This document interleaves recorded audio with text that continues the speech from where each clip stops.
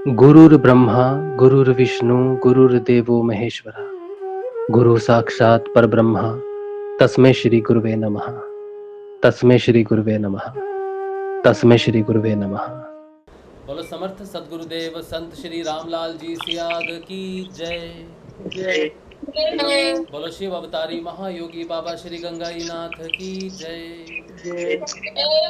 बोलो दशम अवतार कल की अवतार की जय। बोलो सनातन धर्म की जय। बोलो पलाना धाम की जय। बोलो जामसर धाम की जय। बोलो काजलवास धाम की जय। जय श्री गुरुदेव, जय श्री दादा गुरुदेव। जय श्री गुरुदेव, जय श्री दादा गुरुदेव, जय श्री दादा गुरुदेव, जय श्री। चलिए, जय श्री गुरुदेव आप सबको। जय श्री गुरुदेव जी, जय श्री गुरुदेव आप सबको। सर ये वीडियो भी अपलोड नहीं हुई है क्या ये यूट्यूब पे? कौन सा वीडियो अपलोड करना है? जो सुबह मतलब अभी आप मतलब पहले चला रहे थे वीडियो गुरुदेव का, शायद वो मतलब उनका इंटरव्यू था गुरुदेव का। हाँ, वो जोधपुर आश्रम की जो वेबसाइट है उनका जो यूट्यूब चैनल है उस पे है पूरा। अच्छा ओके सर, ठीक है, लिंक मैंने भेज दिया है। लिंक मैंने भेज दिया है, यहाँ भी भेज दे रहा हूँ लिंक आपको। ठीक है, ये व्हाट्सएप पर भेज दीजिएगा सर। मैं आपको यहाँ से भेज दे रहा हूँ, आप कॉपी कर लो इसको। ये इसके चैट मैसेज में भेज दो। जी जी जी जय श्री गुरुदेव। ये भेज दिया, ये है वो लिंक, इससे आप पूरा वीडियो देख सकते हो गुरुदेव का। चलिए, तो आज है सैटरडे। गुरुदेव के सिद्ध योग से आने वाले परिवर्तन की बात हम करते हैं, गुरु सिद्ध योग से आने वाले परिवर्तन की बात करते हैं। तो सैटरडे को हम श्री पतंजलि अष्टांग योग, पतंजलि ऋषि द्वारा लिखी गई जो ग्रंथ है उसका बच्चों के साथ उसको पढ़ते हैं, खुद भी समझते हैं और बच्चों को भी समझाने की कोशिश करते हैं गुरु कृपा से सैटरडे को। तो आज शनिवार है, इसलिए ये प्रोग्राम जो होता है शनिवार को सिर्फ बच्चों के लिए ही होता है और सिर्फ पतंजलि अष्टांग योग के लिए ही ये किया जाता है। तो आज जो है, मैं भूल गया था कि आज सैटरडे है, तो मुझे अभी याद आया मेडिटेशन के बाद कि आज तो सैटरडे है। आज तो बच्चों का पतंजलि अष्टांग योग का है। तो शुरू करते हैं, देखते हैं कितना हो गया था और उसके बाद क्या है आज।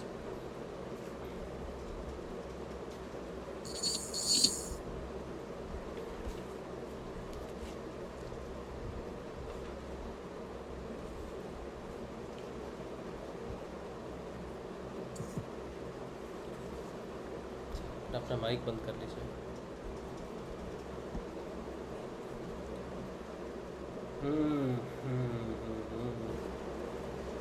तो अपना हमने 31 तक कर लिया। एक सेकेंड, 30, 34 तक हो चुके हैं हमारे। आज हम 35वां सूत्र से शुरू करेंगे। 35वां सूत्र। अच्छा चलिए,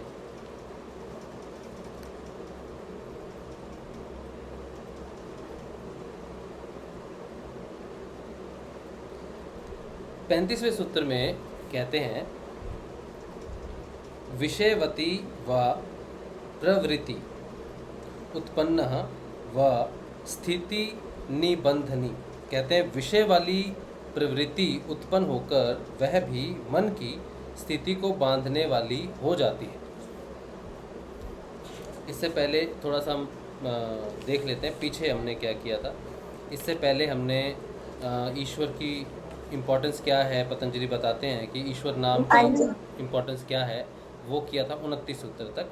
30वें सूत्र में हमने देखा था कि जो विक्षेप हैं चित्त को उलझाने वाले जो विघ्न हैं वो कितने हैं। तो वो 9 प्रकार के विघ्न हमने देखे थे कि 9 प्रकार के विघ्न हैं, व्याधि, सत्यान, संशय, प्रमाद, आलस्य, अविरति, भ्रांति दर्शन, आलब्ध भूमिकत्व और अनवस्थित तत्व। ये 9 हमने पढ़े। उसके बाद ये कैसे कैसे साधना में आके हमें डिस्टर्ब करते हैं या भटकाते हैं वो लिखा। अब ये 9 व्याधियाँ जो हमने पढ़ी थी, ये तो 9 व्याधियाँ हमें दिखाई नहीं देती, समझ नहीं आती, सूक्ष्म रूप से आती। लेकिन जब ये व्याधियाँ प्रकट हो जाती हैं तब इनका जो प्रभाव हमारे ऊपर पड़ता है वो 5 प्रकार से कैसे पड़ता है, वो हमने विघ्नों का, व्याधियों का फल स्वरूप है विघ्न। व्याधियाँ आती हैं, फिर विघ्न उनके सामने आ जाते हैं, और जब वो सामने आते हैं तब हमें पता चलता है कि व्याधि आई थी, इसीलिए उसका विघ्न आया। तो इन 9 व्याधियों के बारे में जब हमने पढ़ा तो इसके उत्पन्न होने वाले 5 विघ्न थे: दुख, दौर मनस्य, अंग मेजयत, श्वास और प्रश्वास, ये 5 विघ्न हमने पढ़े थे। ठीक है। उसके बाद हमने 32वें सूत्र में पढ़ा था कि उनको दूर कैसे कर सकते हैं, अगर ये विघ्न आ जाएं तो उनको दूर करने का क्या उपाय होना चाहिए। तो उन्होंने कहा था कि ऊपर के दोनों प्रकार के जो विघ्न हैं उनका नाश करने से ईश्वर प्राणिधान, मतलब ईश्वर ही सब चीज़ों में है, ईश्वर की कृपा से ही सब कुछ होता है, ऐसी धारणा हमें रखनी चाहिए। इसके सिवाय दूसरा उपाय बतलाया था कि भाव यह है कि वस्तु में चित्त को स्थित करके बार बार प्रयत्न करने से एकाग्रता उत्पन्न होकर विघ्नों का नाश हो जाता है। जैसे डेली मेडिटेशन हम लोग करते हैं, नियमित ध्यान हम करते हैं, नियमित मंत्र जाप करते हैं, तो साधना में कभी कोई विघ्न उत्पन्न हो जाए, उससे कोई विक्षेप से कोई विघ्न उत्पन्न हो जाए, विक्षेप उत्पन्न हो जाए, तो उसका सोल्यूशन क्या है कि ईश्वर पे भरोसा रखना कि ईश्वर ही हर जगह व्याप्त है, और दूसरा दिए गए मंत्र को ज़्यादा से ज़्यादा जाप करना, और 2 समय नियमित ध्यान करना। तो ये 2 चीज़ें हैं जो उन्होंने बताई थी उसके बाद।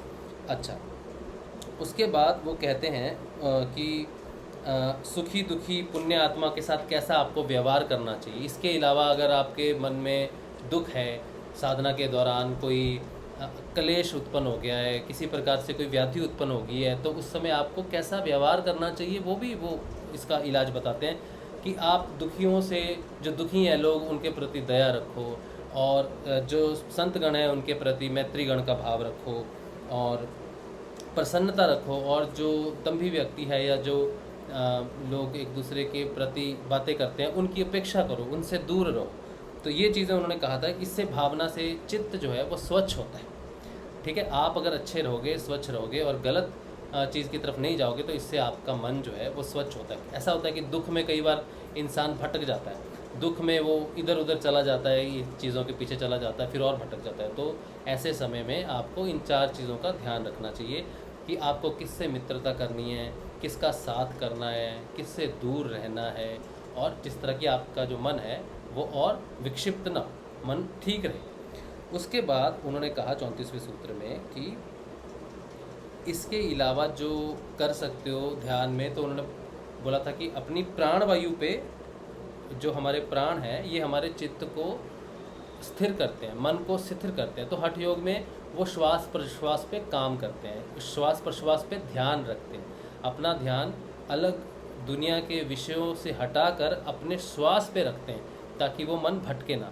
तो ये कुछ तरीके हैं जो हमें साधना से भटकने नहीं देते, या फिर कभी कभी साधना में कोई प्रॉब्लम उत्पन्न हो जाए तो उससे वापस स्थिर करने के लिए, मन को स्थिर करने के लिए ये कुछ उपाय वो बताते हैं।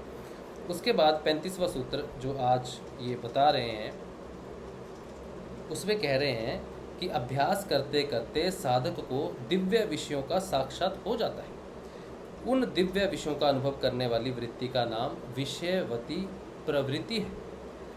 ऐसी प्रवृत्ति उत्पन्न होने से साधक का योग मार्ग में विश्वास और उत्साह बढ़ जाता है।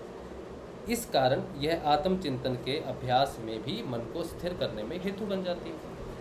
अब हम रोज़ बातें करते हैं कि अनुभूतियाँ होती हैं, हमने ये देखा, हमें कोई दिव्य दर्शन हुए या हमें कोई दिव्य अनुभूति हुई। तो जब साधक परमात्मा की तरफ बढ़ता है, अपनी योग साधना करता है, तो जो अनुभूतियाँ उसको होती हैं वो उसके मन को स्थिर करने के लिए, उसके विश्वास को दृढ़ करने के लिए, और वो योग पथ पे, साधन पथ पे बना रहे, इसलिए उसके मार्गदर्शन के लिए होती हैं। तो ऐसी बहुत सारी अनुभूतियाँ आपको होती हैं जो योग साधना में होती हैं आपकी मदद करने के लिए। लेकिन साधक जब इन अनुभूतियों को समझने में असफल होता है तो वो धारणाएं उसकी विपरीत हो जाती हैं। किसी को अपने ही दर्शन होते हैं किसी रूप में, तो वो अपने आप को ही कुछ समझ बैठता है या फिर अलग बैठ पड़ता है। अपने मंत्रों का उच्चारण होता है तो वो मंत्रों को समझ नहीं पाता है। तो इसीलिए अनुभूतियाँ जो होती हैं उनको सिर्फ और सिर्फ साधन का एक हिस्सा मानना चाहिए। उनको अपनी प्राप्ति या अपनी स्थिति या अपनी स्थिरता नहीं मानना चाहिए। इसीलिए अनुभूतियों जो हो गई उससे आगे बढ़ जाना चाहिए। उन अनुभूतियों से अपने आप को निर्माण नहीं करना चाहिए, अपना नया निर्माण नहीं करना चाहिए। अपना जो निर्माण है वो व्यवहार है, अपनी जो यात्रा है वो परिवर्तन की यात्रा है, जो साक्षात्कार हो हमें, जो परिवर्तन हमें हो और जो सबको दिखे, उसकी यात्रा है, उसका प्रचार प्रसार करना है। लेकिन सारी अनुभूतियों को हम प्रचार प्रसार नहीं कर सकते। जैसे 2 दिन पहले गुरु भाई ने कहा था कि मुझे गणेश जी के दर्शन हुए, आपने गणेश जी की बात की थी कि आपको दर्शन हुए तो मुझे भी हुए, क्या वो मेरी भ्रांति दर्शन हो सकता है? तो भ्रांति दर्शन एक व्याधि है, ठीक है, लेकिन अगले 2 सूत्रों के बाद ही पतंजलि कहते हैं कि दर्शन होते हैं। उससे पहले उन्होंने कहा कि भ्रांति दर्शन भी होते हैं, मतलब ऐसे दर्शन भी होते हैं जो हमें भटका सकते हैं। फिर बाद में वो कहते हैं ऐसे दर्शन भी होते हैं योग साधना में जो हमारे मार्ग को जो करते हैं प्रबल करते हैं, हमारे मन को प्रबल करते हैं, दृढ़ करते हैं, स्थिर करते हैं। तो कौन सा जो आपका अनुभूति है वो सत्य अनुभूति है और मन को स्थिर करने वाली है, वो कैसे पता चलेगा? वो आपके परिवर्तन से पता चलेगा। अगर आपको किसी दैवी दर्शन होते हैं, कोई अनुभूति ऐसी होती है, तो उसके बाद आपकी साधना में परिवर्तन होता है, आपके व्यवहार में परिवर्तन होता है, लोगों के प्रति जो आप व्यवहार करते हो उसमें परिवर्तन आना शुरू हो जाता है, ठीक है। तो कोई भी अनुभूति हो तो उसको तत्काल उसी समय उसका निष्कर्ष नहीं निकालना चाहिए, उसके पीछे नहीं पड़ना चाहिए कि इसका अर्थ क्या होना चाहिए, इसका अर्थ क्या होगा, इसका अर्थ क्या होगा। उसको समय देना चाहिए, 10 दिन, 15 दिन, 20 दिन, वो अपने आप आपके सामने आ जाता है। अगर वो सामने नहीं आता है तो समझो कि वो मन का किसी प्रकार का कोई आवरण था जो सामने आ गया। तो सिद्ध योग के साधकों को ये 2 सूत्र ध्यान रखने चाहिए कि साधना करते समय भ्रांति दर्शन में न फंसें और जो सही दर्शन है उसके हिसाब से उनके हृदय में क्या परिवर्तन आया है इस पे वो ध्यान करें। और ये होता है ध्यान करने का अर्थ है स्वाध्याय करें और अपनी साधना में आगे बढ़ें, ठीक है। ये दोनों चीज़ें मिलती जुलती हैं, तो इस पे ज़रा आपने ध्यान रखना है, ठीक है। अच्छा, 1 सेकंड।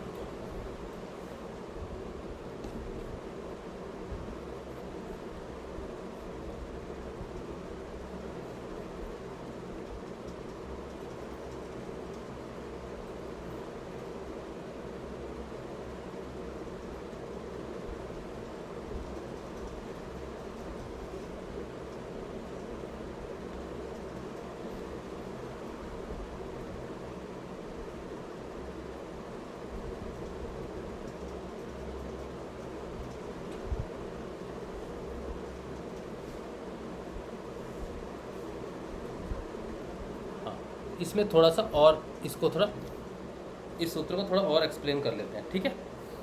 क्योंकि मेरे पास 2 बुक्स हैं और एक बुक तो मुझे बहुत अच्छी लगती है जिससे मुझे पढ़ने में ज़्यादा समझ में आता है, वो है नंदलाल दशोरा जी की, बहुत ही सिंपल शब्दों में लिखा हुआ है। और एक बुक मैं रेफरेंस के लिए लेता हूँ तो इसमें कम लिखा रहता है, इसमें थोड़ा ज़्यादा विशेष लिखा रहता है। तो मैं इसका भी ये जो 35वां सूत्र है, क्योंकि ये बहुत महत्वपूर्ण सूत्र है, इसीलिए मैं इसको इस किताब से भी पढ़ लेता हूँ ताकि हमें और जानकारी इसके बारे में मिल जाए, ठीक है। तो ये 35वां सूत्र है समाधिपाद का। इसमें कहते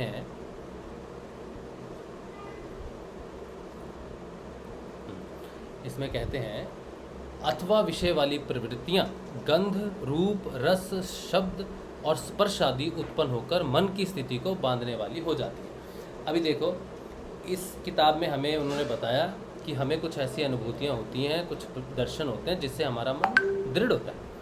अब हमने जो डिस्कशन की, हमने क्या डिस्कशन की कि ऐसी चीज़ जो हमारे सामने समक्ष हो, जिसका हमें साक्षात्कार हो, जो बदलाव का, जिससे बदलाव दिखता हो, उस चीज़ों को हमें सामने लेके चलना चाहिए, सच्ची अनुभूतियाँ लेके चलना चाहिए, भ्रांति दर्शन नहीं लेना चाहिए।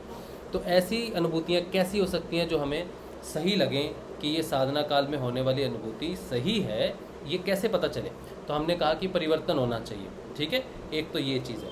तो इसमें, इस सूत्र में, इस बुक में ये थोड़ा एलेबोरेट करते हैं कि वो जो आपको महसूस होगा वो क्योंकि इंद्रियों से महसूस होने वाली चीज़ें हैं, क्योंकि हमें जो अनुभूतियाँ होती हैं वो इंद्रियों से होती हैं। तो इन्होंने इंद्रिया विशेष को यहाँ पर माना है और इंद्रिया विशेष के हिसाब से, क्योंकि मन को बांधने वाली और भटकाने वाली कौन है? इंद्रिया। मैंने इसको देखा, मेरा मन उधर चला गया, मैंने उसको सुना, मेरा मन उधर चला गया, मैंने ये खाया, मेरा मन उधर चला गया। तो मन को इधर उधर ले जाने वाली कौन सी चीज़ें हैं? हमारी इंद्रियां हैं। तो अगर ध्यान में इंद्रिया संबंधी हमें कुछ अनुभूति होती है, वो अनुभूति के बारे में इन्होंने यहाँ पर एक्सप्लेन किया। कुछ तो हम खाली दैविक दर्शन देखते हैं, तो यहाँ पर रूप की बात भी आती है, ठीक है। तो अभी आप ध्यान से सुनना, इसको कैसे एक्सप्लेन किया है इन्होंने। ये कहते हैं, अथवा विषय वाली प्रवृत्तियाँ गंध रूप रस शब्द स्पर्श आदि उत्पन्न होकर मन की स्थिति को बांधने वाली हो जाती हैं। दूषित मन कभी स्थिर नहीं रहता। जिस मन में बहुत सारे विचार होते हैं, यानी कि इधर उधर की घटनाएं रहती हैं, वो कभी स्थिर नहीं रहता, वो भटकता रहता है। फिर कहते हैं, जब तक चित्त में तरंगे उठती हैं वह कभी शांत नहीं हो सकता। शुद्ध निर्मल चित्त ही शांत होता है, जिसके उपाय पतंजलि ने ऊपर बताए हैं। चित्त में उठी तरंगों का नाम ही मन है। मन के स्थिर एवं शांत होने का अर्थ है चित्त में तरंगें अब नहीं उठ रही हैं। इस स्थिति को ही समाधि अवस्था कहते हैं। मुक्ति की प्रक्रिया इसके बाद आरंभ होती है। सूत्र 35 से 40 तक मन के स्थिर होने के और भी उपाय बताए गए हैं। इस सूत्र में कहा गया है कि मन को बाहरी विषयों से हटाकर जब भीतर की ओर मोड़ दिया जाता है तो उसे दिव्य विषयों का साक्षात होना आरंभ हो जाता है। यह सब ध्यान की अवस्था में होता है। ज्यों-ज्यों मन का प्रवाह भीतर की ओर होता है, साधक को कई अतीन्द्रिय अनूठे अनुभव होने आरंभ हो जाते हैं। इन दिव्य विषयों का अनुभव करने वाली वृत्ति को विषयवती प्रवृत्ति कहते हैं। इसमें साधक को कभी विभिन्न प्रकार के वाद्यों के शब्द सुनाई देते हैं, मतलब नाद। विभिन्न प्रकार की आवाज़ें सुनाई देती हैं। किसी किसी को साधु, महात्मा, धुनी अथवा अपने इष्ट देव के रूप में दर्शन भी होते हैं। उसके अलावा कभी विभिन्न प्रकार के स्वाद आने लगते हैं, कभी विभिन्न प्रकार की गंध, खुशबू आने लगती है, कभी कभी सूर्य, चंद्रमा, सितारे, दीप, मणि आदि का प्रकाश दिखाई देता है। इन सब दिव्य अनुभवों से साधक की रुचि बढ़ती है। उसका विश्वास दृढ़ हो जाता है कि उसकी साधना ठीक से चल रही है। यह एक नई दुनिया में प्रवेश है, जिसे ध्यान की दुनिया कहते हैं। इस दुनिया में प्रवेश करने के बाद जहाँ जहाँ गुरु कहे वहाँ वहाँ ध्यान को केंद्रित करने से ये चीज़ें जब चाहें देखी सुनी जा सकती हैं। ये सब मन को स्थिर करने वाली हैं, जिससे आत्मचिंतन के अभ्यास में सहायता मिलती है। ये अनुभव धारणा काल के हैं। इसके बाद ध्यान और समाधि की स्थिति आती है। अब ये कितनी महत्वपूर्ण जानकारी है बच्चों, कि हम पूछते हैं कि हमारी धारणा पक्की कब होगी, है हमारा ध्यान कब लगेगा, हमारी समाधि की स्थिति कब आएगी। लोग कहते हैं ना, ध्यान कब लगेगा, मेरा ध्यान नहीं लगता है। तो अब ये सोचो कि ध्यान की अवस्था बताते हैं वो, कि जब हम ध्यान करने बैठते हैं, पहले तो हमारा मन भटकता रहता है, इधर उधर भटकता रहता है, ठीक है, हम ध्यान करते हैं, भटकता रहता है। फिर धीरे धीरे रेगुलर नियमित ध्यान और नाम जाप से मन स्थिर होता है। मन स्थिर होने का अर्थ है चित्त की सारी वृत्तियां जो हैं, जो तरंगे उठाती हैं, वो शांत होनी शुरू हो जाती हैं। तो जैसे ही वो तरंगे शांत होती हैं, मन स्थिर हो जाता है। जैसे ही मन स्थिर होता है, वो अंतर्मुखी हो जाता है। अंतर्मुखी होने के साथ ही उसको अनुभव होने शुरू होते हैं। पहले वो जो पंच इंद्रियों से बाहर अनुभव करता था, बाहर देखता था, सुनता था, बाहर की चीज़ें खा के रस प्राप्त करता था, बाहर के रूप और गंध खुशबुएं बाहर से लेता था। अब उसको बाहर से ज़रूरत नहीं, अब उसको अंदर से अपने आप गंध आनी शुरू हो जाएगी। हाँ, अपने आप ध्यान में कोई दर्शन होगा, अपने आप कोई वाद्य यंत्र सुनाई देगा, ठीक है, अपने आप कुछ रस मुंह में प्रकट होने लगते हैं। तो ये सारे जो इंद्रियों से सूक्ष्म भाव से उनकी तन्मात्राएं, जो जिनको हम कहते हैं, तन्मात्राओं की तरफ पहुंच जाते हैं। यानी कि इंद्रियों का सूक्ष्म अंग है तन्मात्राएं, यानी कि हम स्थूल से सूक्ष्म में पहुंच गए जब हमें तन्मात्राओं का एहसास होने लग जाता है। तन्मात्राओं का अर्थ होता है कि आँखों से देखा जाता है, वो उसकी सूक्ष्म तन्मात्रा है, और कानों से सुना जाता है, उसकी सूक्ष्म तन्मात्रा होती है। तो ये सारी तन्मात्राएं जो हैं, वैसे पंच तत्वों की तन्मात्राएं कही गई हैं, लेकिन इंद्रियों से भी उन चीज़ों को हम महसूस करते हैं। तो रूप, रस, गंध, स्पर्श और शब्द, ये 5 हैं, ठीक है। इन्हीं को ही तत्वों के साथ भी जोड़ा जाता है। जैसे पृथ्वी के साथ गंध है, जल के साथ क्या है, वायु के साथ स्पर्श है, अग्नि के साथ रूप है, आकाश के साथ शब्द है। इस तरह से ये तन्मात्राएं हमें अंदर से पंच तत्वों के सूक्ष्म रूप महसूस होने शुरू होते हैं। इससे हमारा विश्वास दृढ़ होना शुरू होता है। जब ये 5 ये अनुभूतियाँ होनी शुरू हो जाती हैं, उसके बाद ही मन की धारणा पक्की होती है। धारणा का अर्थ है कि मैं सही दिशा में चल रहा हूँ, मैं सही यात्रा कर रहा हूँ। अब उसको ये विश्वास होने लगता है कि मेरी साधना गुरुदेव के प्रति सही है, मेरे गुरुदेव ने मुझे सही रास्ते पे लगा दिया है। यहाँ पर उसकी धारणा पक्की होती है, साक्षात्कार होना शुरू हो जाता है उसको। जैसे उसकी धारणा पक्की होती है, फिर उसका धीरे धीरे ध्यान लगना शुरू होता है। ये ध्यान की अवस्था गहरी होनी शुरू हो जाती है, और जब बहुत ज़्यादा गहरी हो जाती है तब समाधि लगती है। तो हमारी यात्रा का पड़ाव है बहुत महत्वपूर्ण। पहले ध्यान बाहर की चीज़ों में रहता है, फिर अंदर घटनाएं घटती हैं, फिर उनसे विश्वास दृढ़ होता है, फिर उससे धारणा पक्की हो जाती है, फिर ध्यान गहरा होने लगता है, फिर गहरा ध्यान समाधि में बदल जाता है। ठीक है, इस तरह से हमारी यात्रा चलती है। अच्छा, उसके बाद जो है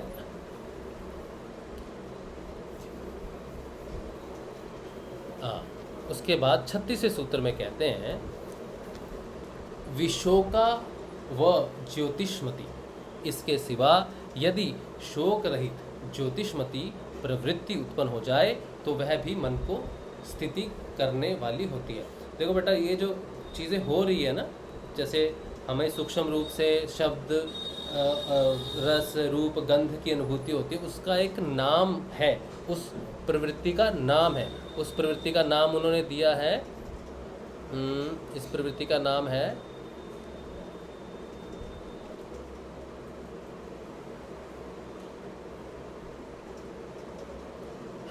विषयवती प्रवृत्ति। ठीक है, जिससे हमें ये पंच तन्मात्राओं का एहसास होना शुरू होता है। इस वृत्ति का नाम है विषयवती प्रवृत्ति। उसके बाद वो कहते हैं एक और है जिससे हमें मन को और भी अनुभूति होती है। उस अनुभूति का नाम इन्होंने बताया है ज्योतिषमती प्रवृत्ति। ठीक है, तो वो भी मन को स्थिर करती है। पहले ऊपर वाली विषयवती प्रवृत्ति स्थिर करती है, फिर ज्योतिषमती प्रवृत्ति स्थिर करती है मन को। अब ज्योतिषमती प्रवृत्ति क्या है उसके बारे में बताते हैं। इसके सिवाय शोक रहित प्रकाश वाली प्रवृत्ति उत्पन्न हो जाए तो वह भी मन की स्थिति को बांधने वाली होती है, मन को स्थिर करने वाली होती है। इसके अलावा वो कहते हैं, इस सूत्र में बताया गया है कि इन 5 विषय वाली प्रवृत्तियों के सिवाय ज्योतिषमती प्रवृत्ति के उत्पन्न होने से साधक को भीतर का प्रकाश दिखाई देने लगता है। यह प्रकाश आत्मा का ही प्रकाश है, जो सूर्य, चांद आदि के प्रकाश से सर्वथा भिन्न होता है। यह शोक रहित होता है। इससे भी साधक की रुचि बढ़ जाती है। चित्त की निर्मलता होने पर अथवा हृदय कमल में ध्यान करने से भी यह प्रकाश दिखाई देता है। वैसे विषय वाली प्रवृत्ति में भी प्रकाश दिखाई देता है, किंतु यह प्रकाश अधिक स्थिरता वाला, शोक रहित तथा शांत होता है। तो बेटा, हमें प्रकाश दिखाई देता है। कई बार दिए की लौ हमने बात की थी ना, कि हमें दिए की लौ दिखाई देती है, तो वो हृदय से दिखाई देती है, आत्मा का प्रतीक है। वही लौ जो है, जो ज्योति के रूप में दिखाई देती है, फिर हमें बड़े सूर्य के रूप में भी बहुत उजाला दिखाई देता है। सफ़ेद अंधकार और सफ़ेद रोशनी हमें दिखाई देती है। मतलब एक तो रोशनी होती है कि जैसे सूर्य को हम देखते हैं तो हमें सूर्य को देखने में हमारी आँखें जो हैं, हम कहेंगे बड़ी रोशनी देख ली तो हमारी आँखें आ गई, ऐसे करके आँखों में अंधेरा छा जाता है रोशनी को देखने से। लेकिन जब आपको हृदय से प्रकट वो रोशनी दिखाई देगी तो आप उसकी तरफ देखोगे तो वो बहुत तेज तीव्र रोशनी होगी, सूर्य से भी ज़्यादा होगी, लेकिन उसको देखने से वो शोक रहित है। इसका अर्थ है कि उसको देखने से आपकी आँखों में वो अंधकार जैसा छा जाता है, सूर्य को देखने से वैसा नहीं आएगा। आप उसको बड़ी शीतल होगी, उसको आराम से देखोगे तो वो अच्छी दिखेगी, लेकिन सूर्य से कहीं ज़्यादा रोशनी आपको दिखाई देगी। तो आपकी साधना में आपको रोशनी दिखाई देगी तो वो आपको कष्ट नहीं करेगी। छोटी रोशनियाँ भी दिखाई देती हैं, सूर्य, चांद ऐसे दिखाई देते हैं। और दिए की लौ के बारे में भी इन्होंने बात की है, जो हमने कुछ दिन पहले की थी, वो भी की है। और बड़े बड़ी रोशनी जो सूर्य से भी ज़्यादा होती है उसकी भी बात की है, और इन्होंने कहा है वो हृदय से प्रकट होने वाली रोशनी है, ये भी इन्होंने यहाँ पे स्पष्ट कर दिया है। ठीक है, तो आपने ये ध्यान रखना है। अच्छा, तो ये कहते हैं कि हृदय कमल पर ध्यान करने से यह प्रकाश दिखाई देता है। क्यों हृदय कमल पर? क्योंकि हृदय में ही आत्मा निवास करती है, हृदय से ही बहुत घटनाएं घटती हैं। ठीक है, अच्छा चलिए, अब वो कहते हैं उसके बाद 37वें सूत्र में कहते हैं वीत राग विषयम च चित्तम, कहते हैं वीत राग को विषय करने वाला चित्त भी स्थिर हो जाता है, अथवा राग द्वेष रहित महात्माओं के शुभ चरित्र का ध्यान करने से भी मन स्थिर होता है। ये बहुत इंपॉर्टेंट है। अभी इसके ये जो हम सूत्र पढ़ रहे हैं ना, ये सारे हम पढ़ रहे हैं अपने मन को स्थिर करने वाले। कुछ साधन जो होते हैं ध्यान के दौरान अनुभूतियों से हमारे मन को स्थिर करते हैं, जिससे ध्यान गहरा होता है। ठीक है, और कुछ तरीके ऐसे हैं, कुछ साधन ऐसे हैं जो ध्यान के दौरान नहीं किए जाते, बल्कि जब हम नॉर्मल व्यवहार करते हैं, ध्यान में नहीं होते, उस समय जो हमारा व्यवहार होता है वो अगर वैसा अच्छा व्यवहार हो जो मन को स्थिर करे, तो मन को स्थिर करने का ही काम है। तो वो कहते हैं दो तो उन्होंने बता दिए मन को स्थिर करने वाले, ठीक है, जो ध्यान में दर्शन होते हैं। तीसरा वो कहते हैं 37वें सूत्र में कि यहाँ मन को स्थिर करने का एक और उपाय बताया गया है कि जिस महात्मा के राग द्वेष सर्वदा नष्ट हो गए हों, ऐसे वीत रागी का ध्यान करने से भी मन स्थिर हो जाता है। चित्त में जो कुछ भरा हुआ है उनकी विचार तरंगे उठती हैं, ये विचार ही मन है। अच्छे बुरे और मिश्रित विचार इसमें निरंतर आते रहते हैं। इन विचारों की क्रियान्विति शरीर और इंद्रियों के माध्यम से होती है, इसलिए ये विचार ही कर्म के आधार हैं। कर्म के बाद उसका अच्छा बुरा फल होता है जो पुनः चित्त तक पहुंच जाता है। इससे फिर नए विचार उत्पन्न होते हैं।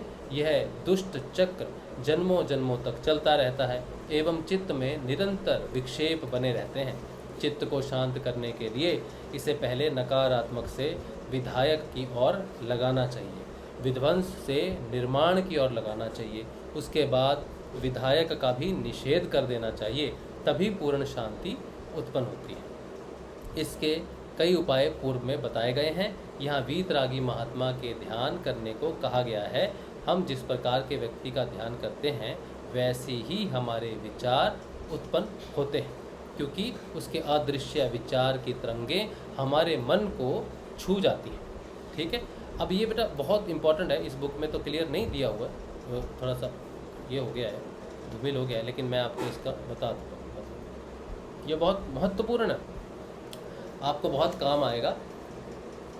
मन, वो कहते हैं कि मन को जब हम साधना नहीं कर रहे होते तो हम उस समय, अगर हमारे पास समय है तो हमें क्या करना चाहिए। तो कहते हैं कि हम ऐसे महात्मा हैं, सिद्ध हैं, योगी हैं, उनके बारे में पढ़ सकते हैं, उनके बारे में जान सकते हैं, उनकी वाणी सुन सकते हैं। जैसे कई महात्मा पैदा हुए ना, विवेकानंद, ऋषि अरविंदो, ठीक है, हाँ, गौतम बुद्ध, ये सारे जो हैं इनके सारे राग द्वेष और महत्वाकांक्षाएं शून्य हो गई थी। ये पूर्ण रूप से शुद्ध चित्त वाले, शुद्ध मन वाले व्यक्तित्व हैं। तो हम अगर इनकी लिखी हुई किताबें पढ़ें, इनके बारे में सुने, गोरखनाथ जी के बारे में सुने, अपने नाथों के बारे में पढ़ें लिखें, और अपने धर्म सनातन धर्म के बारे में जानें, पतंजलि अष्टांग योग के बारे में, ये जो आज हम काम कर रहे हैं ना, ये किसके बारे में जान रहे हैं, किसके विचार जान रहे हैं हम? पतंजलि जी के विचार जान रहे हैं। तो ये पतंजलि के विचार हमें क्या दे रहे हैं? हमारे मन को शांत कर रहे हैं, क्योंकि उनके स्वयं के जो तरंगे हैं चित्त की वो शांत हैं। तो हम, ये बहुत ध्यान वाली बात है बेटा, कि जिस व्यक्ति को हम सुनते हैं उसके शब्दों में उसके भाव की तरंगे होती हैं, वो सूक्ष्म होती हैं, हमें दिखाई नहीं देती, लेकिन जब वो बात करता है तो उसके जो अंदर सारे उसके गुण होते हैं वो उसके शब्दों में प्रवाहित होते हैं। और जब हम किसी को बड़ी धारणा से, बड़े प्रेम से सुनते हैं मन लगा के, तो हम एक रिसेप्टिविटी में होते हैं, मतलब ग्रहण करने की स्थिति में होते हैं, कि हम ग्रहण कर रहे हैं, कोई मुझे सुन रहा है, हम किसी को सुन रहे हैं तो हम ग्रहण करते हैं। तो जब हम ग्रहण करते हैं तो हमारे पास तो कोई फिल्टर है नहीं कि हमने ये शब्द रख लिया, ये निकाल दिया, हम तो पूरा ग्रहण करते हैं। तो एक साधक को ये बहुत ध्यान रखना चाहिए कि उसकी वो किसे सुनता है, किसके बारे में पढ़ता है, किसके बारे में जानता है और किसके विचारों को धारण करता है। ठीक है, तो जब आप अपनी साधना में आगे बढ़ोगे तो आपको ऐसे व्यक्ति की बातें सुननी हैं, ऐसे ऋषियों की, योगियों की बातें सुननी हैं जो अच्छी बातें करते हों, जो अपने आप को स्थिर कर चुके हों, जो स्थिरता की बात करते हों। ठीक है, ये बहुत महत्वपूर्ण है बेटा। ये आजकल ये बहुत पंगा पड़ा हुआ है इस सारी चीज़ों का। ठीक है, तो इन चीज़ों से आपको ये सूत्र आपको जानकारी देते हैं, ऋषि आपको आगाह करते हैं, चेतन करते हैं, आपको चेतावनी देते हैं कि एक साधक का ध्यान जो है वो बहुत सोच समझ के उसको किसी की बातों को धारण करना चाहिए।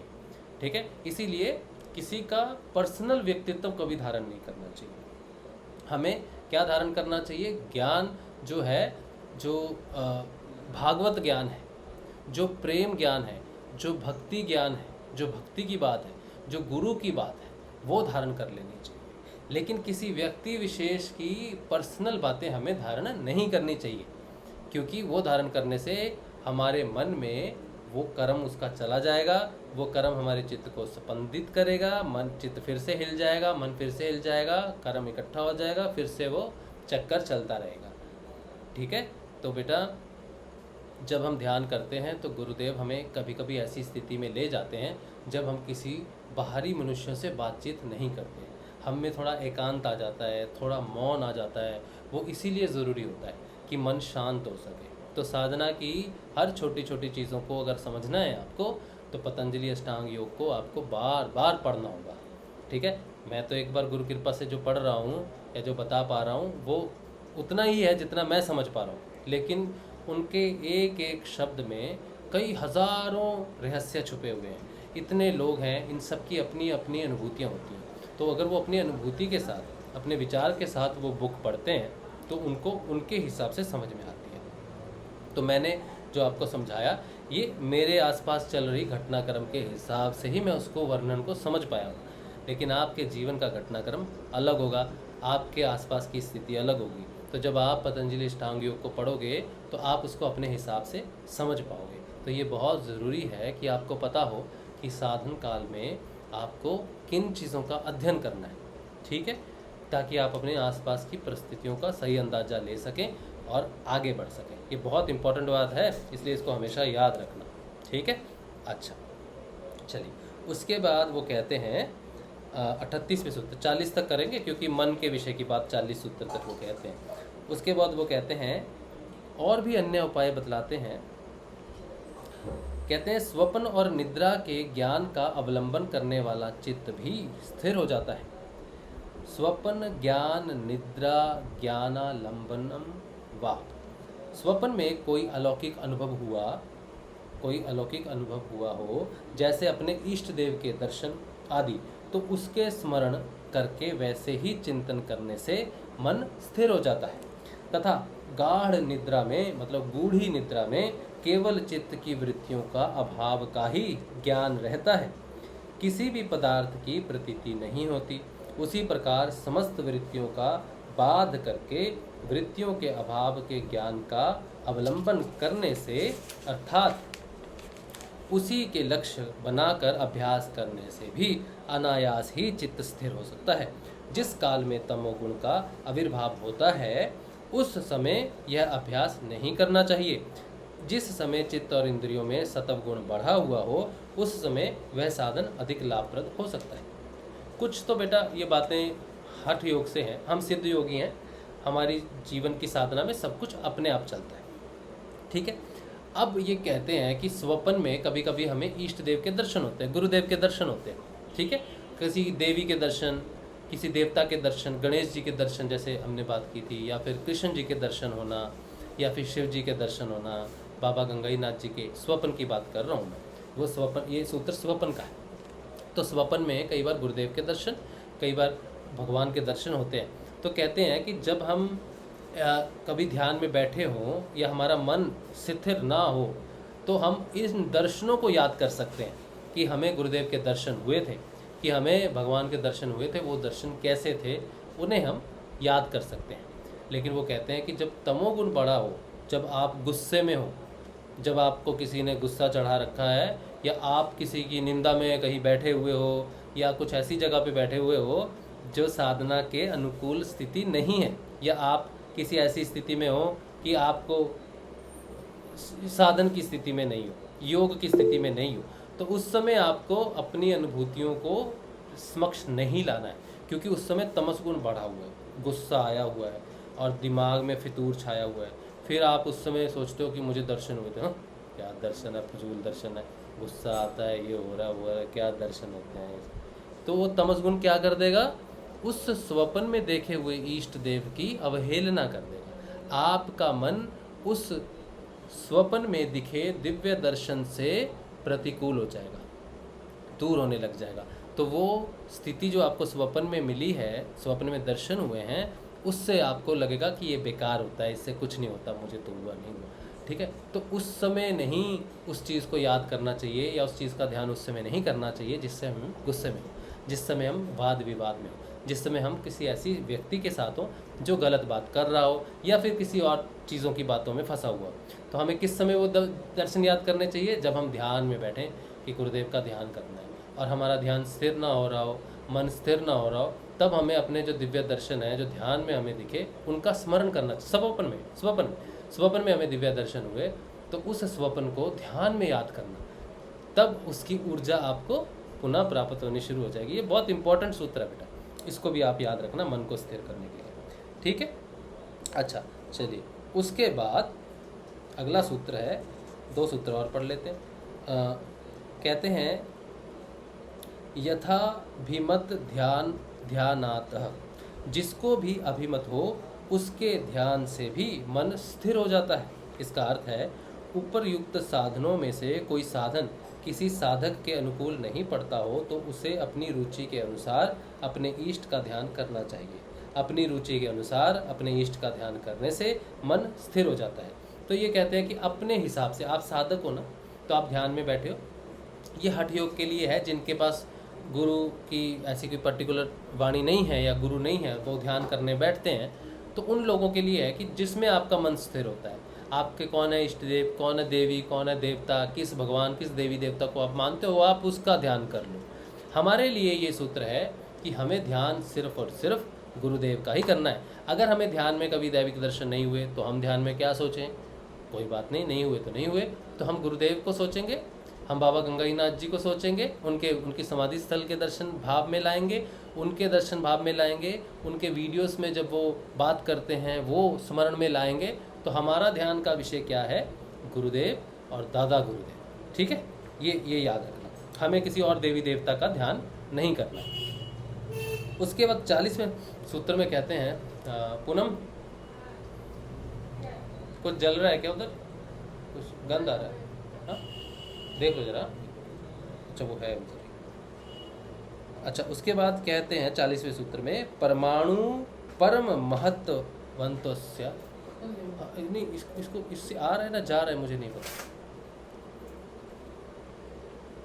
अच्छा, कहते हैं परमाणु परम महत्ववांतो अस्य वशिका, अस्य इसका परमाणु परम महत्वांतः, परमाणु से लेकर परम महत्व तक वशीकार हो जाता है। इसको हम पढ़ेंगे, ठीक है। कहते हैं उस समय मन का परमाणु से लेकर परम महातत्व तक वशीकर हो जाता है। बहुत महत्वपूर्ण है, इसको हम दूसरी बुक में भी पढ़ेंगे, इस बुक में भी पढ़ता हूँ, दूसरी में भी पढ़ता हूँ। ये जो परमाणु और परम महातत्व की बात की है, ये क्या है इसको समझना बहुत ज़रूरी है, ठीक है। कहते हैं अभ्यास करते करते जब साधक का चित्त भली भांति स्थिति की योग्यता प्राप्त कर लेता है, उस समय साधक अपने चित्त को सूक्ष्म से सूक्ष्म पदार्थों में से लेकर बड़े से बड़े महान पदार्थ तक चाहे जहाँ चाहे जब चाहे तत्काल स्थिर कर सकता है। उसका अपना चित्त पर पूर्ण अधिकार हो जाता है। चित्त में स्थिर होने की योग्यता परिपक्व हो जाने की पहचान भी यही है। गीता में वो कहते हैं गीता में भी यही बताया गया। फिर कहते हैं पहले बतलाए हुए उपायों से जब साधक का अपने चित्त पर अधिकार हो जाता है, और चित्त अत्यंत निर्मल होकर उसमें समाधि की योग्यता आ जाती है, उसके बाद किस प्रकार क्रम से संप्रज्ञात निर्बीज समाधि सिद्ध होती है उसका वर्णन आरंभ करते हैं। अच्छा, ये तो अभी मन की स्थिरता की बात है, और इसकी स्थिरता का 40वां सूत्र मैं दूसरी बुक में भी पढ़ना चाहूँगा आपके लिए, वो आप 2 मिनट मुझे दो मुझे अच्छा, इसमें 39वां सूत्र, थोड़ा सा ये भी 40वां भी इसमें साफ नहीं दिया हुआ है, तो ये दिक्कत हो गई हमें, लेकिन चलो हम ये समझ लेते हैं कि ये कहने का इनका अर्थ क्या है। चलो इसमें तो नहीं है, तो इसी से ही समझ लेते हैं। ये कहना चाहते हैं कि हमें कब पता चलेगा कि हमारी समाधि लगने वाली है, या हम समाधि के लिए रेडी हो गए कि नहीं हो गए। एक बार एक साधक ने पूछा था चैट मैसेज में, कहा था मेरी निर्बीज समाधि नहीं लगती है, या निर्बीज समाधि नहीं लग रही है, उनका ये प्रश्न था। तो कैसे पता चलेगा उनको कि उनकी निर्बीज समाधि लगने के लायक वो हो गए हैं, या उनकी साधना इस लायक हो गई है कि उनको सबीज समाधि लगे, उनको संप्रज्ञात समाधि लग जाए, या उनको निर्बीज समाधि लग जाए। हमें कैसे पता चलेगा कि हम समाधि तक डेवलप हो गए हैं, नहीं हो गए। तो अपनी स्थिति को ज्ञान तब होगा जब हमारा मन स्थिर हो जाए और हम चाहें। अगर हमने 6:30 बजे मेडिटेशन शुरू की और हमने गुरुदेव के चरणों का ध्यान किया और हमने कहा कि पूरे 15 मिनट तक सिर्फ चरणों का ही ध्यान होगा, तो 15 मिनट तक मन कहाँ रहेगा? गुरुदेव के चरणों में ही रहेगा, इधर उधर नहीं भागेगा। ठीक है, हो सकता है गुरुदेव के वीडियो में चला जाए, गुरुदेव की समाधि की तरफ चला जाए, बाबा जी की तरफ, गंगाईनाथ जी की तरफ चला जाए, या अपनी ही किसी बात में चला जाए, भटक जाता है ना मन। तो इसका अर्थ है कि अभी हम समाधि के लिए तैयार नहीं हुए। समाधि के लिए तैयार कब होंगे? जब मन को जहाँ बिठा दिया 15 मिनट तक, और जब हमारे 15 मिनट पूरे हुए तो वो कहाँ था? वहीं था जहाँ उसको बिठाया था। और इसके अलावा कोई छोटे से छोटे सूक्ष्म रूप में भी उसको हम कर सकते हैं, केंद्रित कर सकते हैं, किसी सूक्ष्म विषय पे भी केंद्रित कर सकते हैं। सूक्ष्म विषय क्या, कैसे? जैसे जो हमें तन्मात्राएं जैसे होती है ना, हमें नाद सुनाई देता है। नाद क्या है? सूक्ष्म ध्यान का एक हिस्सा है। दृष्टि जो हमने सोची, अभी जो हमने कहा कि गुरुदेव के चरणों का ध्यान करें, तो ये सूक्ष्म ध्यान में एक तरह आ जाता है, लेकिन नाद उससे भी सूक्ष्म है। तो नाद जो है उसको जब हम सुनने की कोशिश करते हैं तो हमारा मन सबसे ज़्यादा चलायमान होता है, सबसे ज़्यादा भटकता है। तो अगर हम समाधि के लिए तैयार हो गए तो हम क्या करेंगे? अगर नाद को हमने सुनना शुरू किया और हम नाद पे ही कंसंट्रेशन है कई घंटों तक, 10-15 मिनट की बात नहीं है, कई घंटों तक उस नाद का अनुसरण हम कर सकें, तो समझो हमने अपने मन पर विजय पा ली, समझो हमारा मन शांत हो गया। ये बहुत अच्छा तरीका है। आजकल जब हम नाद सुनते हैं 2 सेकंड, 4 सेकंड, 5 सेकंड में या तो हम निद्रा में चले जाते हैं, तंद्रा में चले जाते हैं, या फिर हम विचार में चले जाते हैं। तो इसका अर्थ है कि अभी हमारा ध्यान बहुत कच्चा है, हमारा मन बहुत निर्बल है, हमारा मन भटकने वाला है, ये समाधि के लायक हुआ नहीं है। ठीक है, तो इससे हमें हमारी स्थिति का पता चलता है। कोई पूछे मेरी स्थिति क्या है? ठीक है, तो हमारी स्थिति कैसे पता चलेगी? जब हम अपना मन को जहाँ चाहे, जितनी देर तक चाहे स्थिर कर सकें। उसको स्थिर करने से पहले, यानी कि धारणा पक्की करने से पहले, ध्यान पक्का करने से पहले आसन सिद्ध होता है बेटा। सोचो 3 घंटे तक मैंने नाद को सुना, तो 3 घंटे तक अगर मैंने नाद को सुना, लगातार ध्यान किया, तो इसका अर्थ है कि 3 घंटे तक मैं उसी स्थिति में होना चाहिए। उसी स्थिति में होने का अर्थ है कि वो आसन मेरा लगना चाहिए, कि मैं ऐसे बैठा हूँ। ऐसा नहीं कि मैं सुन रहा हूँ, बाद में मेरे पैर दर्द होने लगे, मैंने पैरों को बदला, फिर सुन रहा हूँ, ये नहीं। तो मेरा ध्यान कहाँ चला गया? मेरे दर्द की तरफ चला गया। इसका अर्थ है जब तक मेरे शरीर में किसी भी प्रकार के आसन से दर्द उत्पन्न होता है और मुझे उस आसन को चेंज करने की ज़रूरत पड़ती है, तब भी मैं समाधि के लिए तैयार नहीं हुआ। या फिर मेरे शरीर में किसी प्रकार का पीठ दर्द है, तो मैं बैठा हूँ 2 मिनट, दिन में 10 मिनट, 15 मिनट, 20 मिनट, उसके बाद लग रहा कमर दर्द हो जा रही है, तो ऐसे हो जा रहा हूँ। नाद सुन रहा हूँ ना, मैं नाद सुन रहा हूँ, कभी इधर सुन रहा हूँ, कभी इधर होके सुन रहा हूँ। तो ये भी, इसका भी अर्थ है कि मेरा मन स्थिर नहीं हुआ, क्योंकि मेरा मन कहाँ चला गया था कि मैं इधर से थक गया हूँ, अब मैं इधर से नाद सुनूंगा, या मैं इस करवट से सुन रहा था, अब मैं इस करवट से सुनूंगा। इसका अर्थ है कि मेरा मन अभी स्थिर नहीं हुआ है, उसको भटकाने वाली बीमारियां या दुर्बलता मेरे शरीर के अंदर है। तो मतलब अभी वो अस्थिर है। हाँ, तो इसीलिए समाधि लगने से पहले सबसे आवश्यक क्या है? पूर्ण तरह से अपने शरीर पर कंट्रोल होना, पूर्ण रूप से रोग का चले जाना। अगर मैं 3 घंटे बैठा हूँ, लोग कहते हैं नहीं भाई क्या तू समाधि में बैठा है क्या 3 घंटे से, हिला भी नहीं। तो अगर हम एक ही आसन में लगातार बैठें और हमारा इतना लंबा ध्यान लग जाए, ठीक है, और हमें बाहर की कोई आवाज़ भी डिस्टर्ब ना करे, हमारा ध्यान इतना पक्का हो कि बाहर ढोल बज रहे तो बज रहे लेकिन हम नाद को ही सुन रहे हैं, हमारा किसी तरफ कोई मन नहीं जा रहा। जब ऐसी स्थिति प्रकट हो जाए कि लंबे समय तक अपने मन को हम कंट्रोल कर सकें, ना हमारा शरीर उसको डिस्टर्ब करे, ना हमारा आसन उसको डिस्टर्ब करे, ना ही किसी दूसरे प्रकार की किसी भी प्रकार की बाहर की कोई भटकन उसे या मन में आने वाला कोई दूसरा विचार उसे हटा दे, तब हम समाधि के लिए रेडी हैं, ठीक है। नहीं तो तब तक हमें मन को स्थिर करने के उपाय क्या हैं?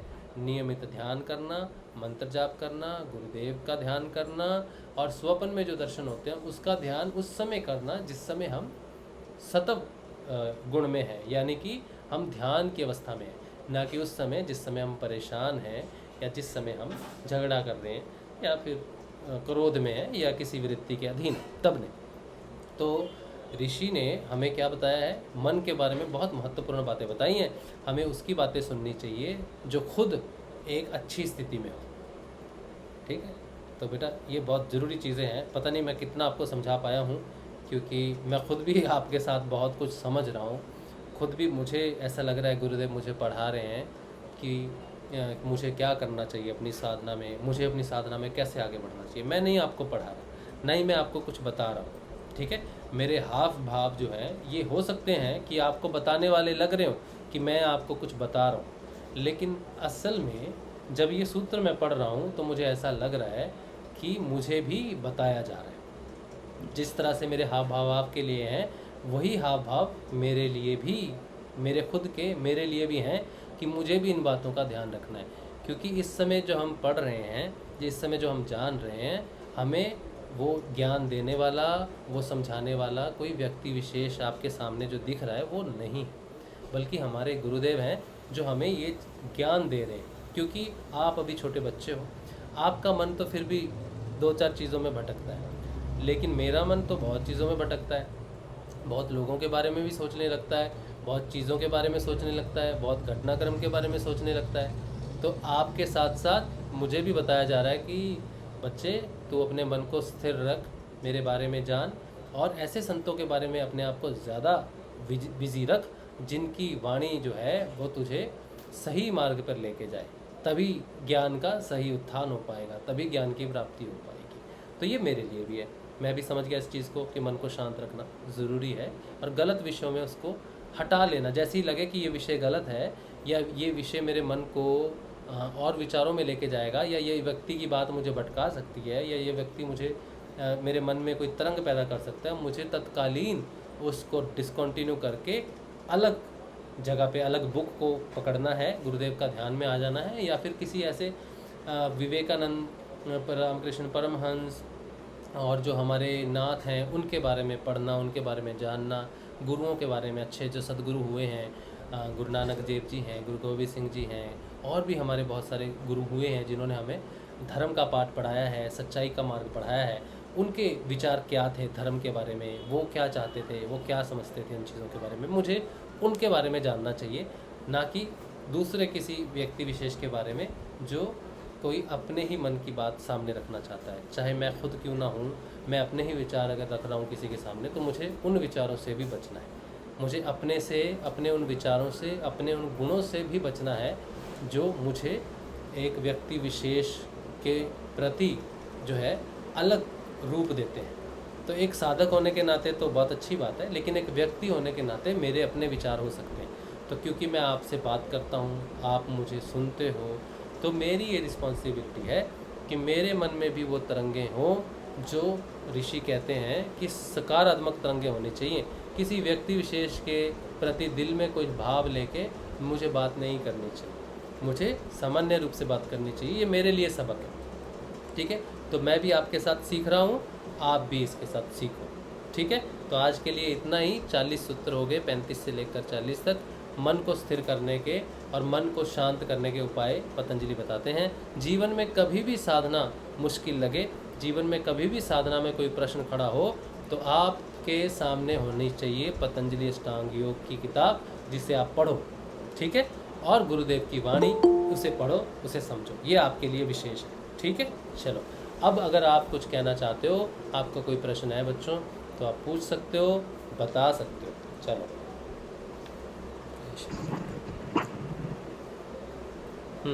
किसी का कोई प्रश्न है, कोई कुछ कहना चाहता है? Uncle, I have a doubt. हाँ जी बेटा। Uncle, previously you have told us about the two vriddhi. One is Jyotish and second is Pravarti Viddhi. So, Uncle, what is the difference between these both?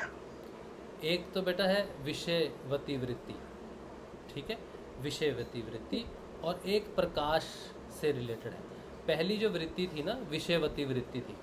विषय होते हैं हमारी इंद्रियों से जुड़े हुए, यानी कि हमने क्या देखा ये एक विषय है, एक सब्जेक्ट है। हमने क्या सुना ये एक सब्जेक्ट है।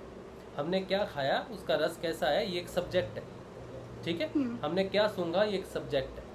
तो पहली वृत्ति हमें सब्जेक्ट विशेष के हिसाब से अनुभूति कराती है। ध्यान में आपने कोई स्वर सुना, ठीक है, आपने ध्यान में कोई दर्शन किए, या ध्यान में आपको गंध आई या रस टपका मुंह में, तो विषय वृत्ति कहती है कि आपको ध्यान में ऐसी कोई भी चीज़ हो सकती है। इससे आपको लगेगा कि मुझे साधना में आज बहुत अच्छा सुनाई दिया, मुझे साधना में आज गुरुदेव दिखाई दिए, मुझे साधना में बड़ा रस प्रकट हुआ। तो आप अपनी नानी के पास जाओगे, दादी के पास जाओगे, तो बोलोगे ना आज मुझे ये दिखा, ये दिखा, बड़े खुश हो जाओगे, होगे ना।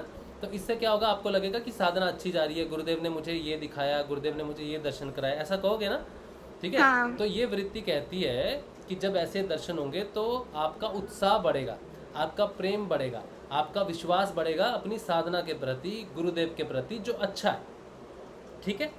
फिर दूसरी वृत्ति कहते हैं, उस वृत्ति में कहते हैं कि आपको प्रकाश दिखाई देता है। आप ध्यान में बैठे हो और आप अपनी दादी को जाके कहोगे, दादी आज मुझे बहुत बड़ा प्रकाश दिखाई दिया, ऐसा कह सकते हो, मैं बात कर रहा हूँ जब होगा तब, ठीक है। तो कहोगे इतना प्रकाश था, इतना प्रकाश था, लेकिन मेरी आंखों को चुभ नहीं रहा था, ऐसे दर्शन भी होते हैं, ठीक है। तो वो उस वृत्ति को उन्होंने कहा है कि ऐसे दर्शन भी हमारे मन को स्थिर करते हैं, प्रसन्न करते हैं, और ये आत्मा से रिलेटेड एक्सपीरियंसेस होते हैं जो प्रकाश हमें दिखाई देता है। छोटा दिए का प्रकाश दिखाई देता है, हृदय से आत्मा को संबोधित करता है। बड़ा प्रकाश दिखाई देता है, वो परमात्मा को संबोधित करता है, ठीक है। तो आत्मा से परमात्मा तक के दर्शन आपको प्रकाश रूप में होते हैं, हृदय से होते हैं, हृदय पे ध्यान केंद्रित करने से होते हैं। जो हठ योगी होते हैं ना, जो बैठ के ध्यान करते हैं, हम तो गुरुदेव पे ध्यान करते हैं यहाँ पर, लेकिन दूसरे हठ योगी होते हैं वो हृदय को ध्यान करते हैं, तब उन्हें ऐसी चीज़ें दिखाई देती हैं। लेकिन हमें अपने आप हमारा ध्यान में आ जाती हैं ये सारी चीज़ें, हमें हृदय पे ध्यान केंद्रित नहीं करना होता है, हमें अपने आप ये दर्शन होते हैं। तो ये हृदय से होने वाले दर्शन है, इनको दो वृत्तियों के नाम दिए, ठीक है। एक प्रकाश वाली और एक पांचों विषयों से होने वाली कोई भी एक अनुभूति आपको हो तो आपका मन दृढ़ होता है, विश्वास बढ़ता है, साधना में धारणा पक्की होती है, ठीक है। समझ में आ गया दोनों वृत्तियाँ? हाँ। चल, और कोई बच्चा, और किसी का कोई प्रश्न है, कुछ डाउट है, कुछ पूछना है आपको? कोई बड़ा बच्चा हो गुरुदेव का, मेरे जैसा, तो वो भी पूछ सकता है। अच्छा, हम YouTube पे देख ले रहे हैं कि कितने लोग सो गए हैं मेरी बात सुनते सुनते।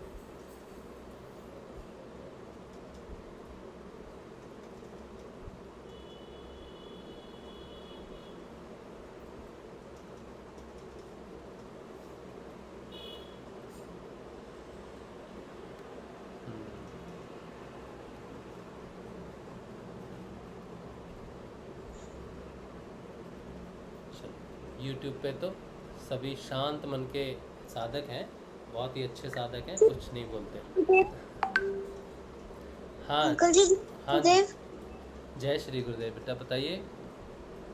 अंकल जी, आप ये सेशन बच्चों का सैटरडे को ही करवाते हो, 2 दिन करवा दीजिए, करिए, जैसे फ्राइडे हो गया, सैटरडे, फ्राइडे को भी। फ्राइडे सैटरडे बेटा ज़्यादा हैवी हो जाएगा बच्चों के लिए, 2 दिन ना। वैसे तो मुझे आपके एक गुरु भाई ने भी कहा था, देवेंद्र भाई ने कहा था कि ज़्यादा बढ़ा दीजिए, ये पतंजलि, तो जल्दी कवर हो जाएगा। लेकिन बेटा जल्दबाजी में ना नुकसान हो जाएगा अपना। पहले हमने पतंजलि अष्टांग योग किया था, उसको तो हम हर हफ्ते करते थे, हर रोज़ करते थे उसको, ठीक है। वो तो हमने 14-15 सेशन ही हुए उसके, और 14-15-18 सेशन या 19 सेशन है उसमें हमने पूरा पतंजलि अष्टांग योग पढ़ लिया था, ठीक है। लेकिन इस बार जो है धीरे धीरे कर रहे हैं, और दूसरी बार कर रहे हैं, और मुझे ऐसा लग रहा है कि पहली बार तो मैंने पढ़ा ही नहीं, मैं तो अभी पढ़ रहा हूँ पहली बार, है ना। तो इसको धीरे धीरे करना बहुत ज़रूरी है बेटा, क्योंकि जो हम पढ़ते हैं ना उसका मनन करना ज़रूरी है। अब एक हफ्ता जो है वो जब वो चीज़ें गुजरेंगी तो ये एक हफ्ते तक मन का विषय मन में रहेगा कि मन में कितनी चीज़ें। आज का जो सेशन है इसने मेरे मन पे बहुत बड़ा प्रभाव डाला है, ठीक है। मेरे मन को एक दिशा दी है आज के सेशन ने। ये मैं सच कहता हूँ कि मैं आपको नहीं पढ़ा रहा, ऐसा लगता है कि मैं आपको पढ़ा रहा हूँ, लेकिन मुझे ऐसा लग रहा है कि मैं खुद को पढ़ा रहा हूँ, यानी कि गुरुदेव हमको पढ़ा रहे हैं। तो आपने कितना समझा ये तो गुरुदेव जानते हैं, लेकिन मैंने कितना समझा ये भी गुरुदेव जानते हैं कि मुझे बहुत कुछ ज्ञान प्राप्त हुआ आज इनसे। और ये एक हफ्ता अगर मैं इसको मनन करता हूँ, एक हफ्ता मैं इसकी विचारधारणा रखता हूँ, तो मुझे बहुत मदद मिलेगी मेरी साधना में। मेरे लिए बहुत विशेष है बच्चों, आपके लिए भी होगा ज़रूर, औरों के लिए भी होगा ज़रूर। जितना हफ्ते में हम सेशन करते हैं ना, उन सबसे ज़्यादा विशेष जो मेरे लिए होता है वो सैटरडे होता है। सैटरडे का सेशन होता है, क्योंकि उसमें पतंजलि ऋषि बात करते हैं। गुरुदेव जो हैं पतंजलि एक महान ऋषि हैं, उनकी बात समझाते हैं। तो सारे सेशंस में तो गुरुदेव बहुत सारी चीज़ें समझाते हैं, महत्वपूर्ण होती हैं, लेकिन हमारी साधना को बहुत सूक्ष्म रूप से व्याख्या देने वाले पतंजलि को शनिवार को गुरुदेव जब समझाते हैं तो वो बहुत महत्वपूर्ण होता है मेरे लिए। वो बाकी सारी चीज़ें तो एकदम से उत्पन्न होती हैं, आती हैं, लेकिन शनिवार को जो चीज़ें होती हैं उसका अभ्यास करना बड़ा ज़रूरी हो जाता है, उसको अभ्यास में लाना बड़ा ज़रूरी हो जाता है, ठीक है। इसीलिए 2-5 सूत्र पढ़ने के बाद उन सूत्रों की धारणा करना, उनका मनन करना, उनके हिसाब से अपनी साधना का स्वाध्याय करना, तभी जाके वो सूत्र जो हैं हमें ज़्यादा समझ में आएंगे। अभी हमने सूत्र पढ़ लिए तो आप ये नहीं सोचो कि आपको समझ में आ गया, अभी तो हमने सिर्फ पढ़ा है और उसको सिर्फ 1% भी नहीं जाना। जीवन में जब वो सूत्रों की धारणा हो जाएगी, तब जब वो समझ में आने शुरू होंगे तो उससे बहुत बड़ा प्रकाश जीवन में होगा, बहुत बड़ी साधना में परिवर्तन आएगा, ठीक है। तो ये धारणा का विषय है बेटा, इसको फटाफट पढ़ के हम ख़त्म नहीं कर सकते। ये कुछ पढ़ने का विषय या कंप्लीट करने का विषय है ही नहीं, ये विषय है एक एक चीज़ की धारणा का, एक एक अंग को समझने का, ठीक है जी। इसीलिए हम सैटरडे को ही करेंगे, धीरे धीरे करेंगे। ऑल राइट,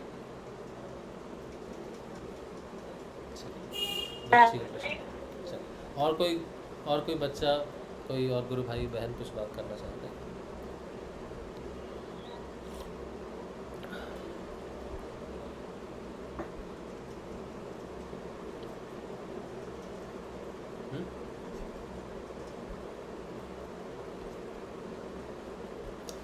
अच्छा बच्चों, आपकी टी शर्ट देरी इसलिए हो रही है क्योंकि मैं टी शर्ट नहीं भेज पा रहा हूँ किसी को भी। इसका कारण मैं आपको बहुत ही बता देता हूँ क्लियरली कि मुझे घर से निकलने में ना देते नहीं गुरुदेव। मैं बहुत कोशिश करता हूँ कि मैं जाके कुछ काम करूँ, लेकिन मेरे नॉर्मल काम से मैं निकल ही नहीं पाता, ज़्यादा बाहर मैं जाता नहीं। मुझे घर में जो काम रहता है उसी से मैं बिज़ी रहता हूँ थोड़ा। तो और कलकत्ता की जो इस समय स्थिति है, बहुत बारिश हो रही है, पूरा दिन बारिश होती है, तो निकल नहीं पाते हैं, और थोड़ा त्यौहार वगैरह भी आते हैं तो थोड़ा मुश्किल है। लेकिन अगले हफ्ते जो है मैं आपको टी शर्ट्स ज़रूर भेज दूँगा, सोमवार मंगलवार को, और आपको मिल जाएंगी अगले हफ्ते तक, ठीक है। अगले हफ्ते मैं काम करूँगा टी शर्ट्स का। अब एक एग्ज़ाम्स भी चल रहे हैं तो वो पूरा दिन जो है मेरे पास मोबाइल भी नहीं रहता, कंप्यूटर भी नहीं रहता जिससे मैं काम कर पाऊँ। बहुत कम समय में मुझे मिलता है, और उस समय मुझे कई बार अपना काम रहता है तो मैं नहीं कर पाता। लेकिन और भी हमें कुछ बहुत ज़रूरी काम है इस समय चल रहा है, जिसके कारण समय नहीं निकलता है। लेकिन खैर ये सारे बहाने की कैटेगरी में भी आ जाते हैं, जिसने काम करना होता है वो कर ही लेता है। तो सोमवार, मंगलवार या बुधवार, इन तीनों दिनों में से किसी एक दिन मैं बैठ के सारे काम करके फिर एक दिन जाके सारे डिस्पैच कर दूंगा, जो भी मेरे पास रहेगा डिस्पैच करने के लिए। तो अगले हफ्ते आपको जो टी शर्ट्स हैं वो मिलेंगी। अगर आपने मुझे अपना एड्रेस नहीं दिया है तो आप मुझे अपना एड्रेस दे दें, बच्चों की जो टी शर्ट्स है उसके लिए कोई प्राइस नहीं देना है आपको, कोई पेमेंट नहीं देना है, ठीक है। ये आपको टी शर्ट्स ऐसी मिल जाएंगी गुरुदेव। बहुत सारी टी शर्ट्स हम फ्री में भी डिस्ट्रीब्यूशन करेंगे, लेकिन अभी नहीं, बाद में। आपके लिए जो भी टी शर्ट्स आ रही हैं, कोई ज़रूरी नहीं है उसका पेमेंट करना, किसी के लिए भी कह रहा हूँ। अगर आप में से कोई भी टी शर्ट आपको चाहिए, पहनने के लिए चाहिए, बहुत अच्छी टी शर्ट है, ठीक है, और बहुत अच्छा लगता है इसको पहन के, आप कोई भी अगर टी शर्ट चाहते हो तो ज़रूरी नहीं है पेमेंट करना। अगर आपको लगता है कि आप पेमेंट नहीं कर पाओगे इस समय किसी भी प्रकार से, कोरियर चार्जेस देने की भी ज़रूरत नहीं है, कुछ भी देने की ज़रूरत नहीं है। लेकिन अगर आप सहयोग करते हो उसको रीडेवलप करने के लिए तो ठीक है, लेकिन कोई ज़रूरी नहीं, ठीक है। आपको ऐसी टी शर्ट मिल जाएगी, बस कह दो कि मुझे टी शर्ट चाहिए, मुझे भिजवा दो। ज़रूरी नहीं है कि पैसे देने ही, लेकिन अगर देते हैं तो वही वापस बनेगा। कोई ना कोई गुरुदेव का एक हम प्रचार करते हैं हर महीने, ठीक है, हर महीने प्रचार, ऑनलाइन प्रचार चलता है, उसमें चले जाते हैं पैसे, या फिर कोई चीज़ बनानी है तो उसमें चले जाते हैं, तो किसी ना किसी प्रकार से गुरुदेव में चले जाएंगे। लेकिन कोई भी मुझे पैसे नहीं भेजना जब तक मुझसे पहले बात ना करो। कोई कुछ बिना पूछे भेज देते हैं तो मुश्किल हो जाती है, ऐसे नहीं करना। ज़्यादा तो नहीं होता इकट्ठा, लेकिन जो भी होता है फिर मुझे वो सब, मेरे पास यहाँ स्टॉक लग जाता है। तो ऐसा है कि जो बना वो निकल जाए, पहले वो हो जाए, फिर उसके बाद अगला काम करेंगे। अभी जो भी टी शर्ट जिसको भी चाहिए, ये स्टॉक है थोड़ा पड़ा हुआ मेरे पास, थोड़ा पलाना में पड़ा हुआ है, तो पलाना से भी आप ले सकते हो। वहाँ देना है तो गुरुदेव पे दे दो, नहीं तो कोई ज़रूरत नहीं कहीं कुछ भी देने की, ठीक है। सब फ्री है गुरुदेव की तरफ से, सब मैनेज हो जाएगा, उसकी चिंता नहीं करनी है आपको कि मुझे पैसे देने हैं या फिर लेना है, कोई बिल्कुल ज़रूरत नहीं, ठीक है। सब गुरुदेव का, देने वाला भी दो, लेने वाला भी दो, कोई विशेष नहीं। तो टी शर्ट्स जिसने अपना एड्रेस नहीं दिया हो वो अपना एड्रेस मुझे दे दे, ताकि मैं अगले हफ्ते से ये काम शुरू करूँ डिस्ट्रीब्यूशंस का, ठीक है। तो ये आपकी टी शर्ट्स की अपडेट थी, बहुत लोग जानना चाहेंगे तो मैंने बता दिया, ठीक है। अब ये बात है, अब कोई प्रश्न नहीं है तो फिर आज का सेशन जैसे हम छोटा रखते हैं वो छोटा ही रखेंगे, और फिर कल सुबह मिलेंगे। सुबह के नियमित ध्यान में, नियमित ध्यान जरूर करना चाहिए। पतंजलि बहुत बार इस चीज़ का वर्णन करते हैं कि नियमित ध्यान अभ्यास से ही हम अपनी मन को स्थिर कर सकते हैं, अपनी स्थिति को दृढ़ पक्का कर सकते हैं। यही एक उपाय है, पतंजलि कहते हैं, ठीक है। इसके अलावा नहीं कोई उपाय। तो आप सबको जय श्री गुरुदेव। कल सुबह मिलेंगे नियमित ध्यान में 6:30। जय श्री गुरुदेव, जय श्री दादा गुरुदेव, जय श्री गुरुदेव, जय श्री गुरुदेव, जय श्री, जय श्री, जय श्री, जय श्री, जय श्री गुरुदेव।